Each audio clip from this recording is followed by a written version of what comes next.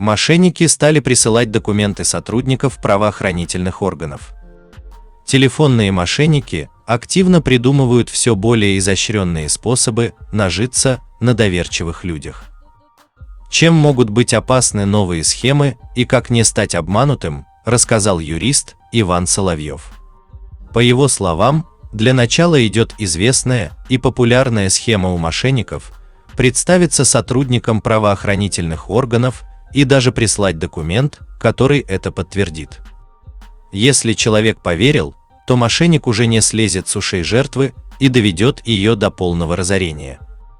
Предупредив о полной секретности миссии, мошенники сначала заставляют перевести все деньги на безопасный счет, затем взять зеркальный банковский кредит, чтобы настоящий не повис на жертве.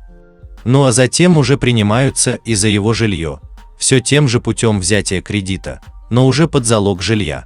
Поэтому не вступайте в телефонные разговоры с подозрительными личностями и имейте в виду, что сотрудники полиции никогда не позвонят по телефону для обсуждения таких вопросов, а встретятся лично, предупредил юрист.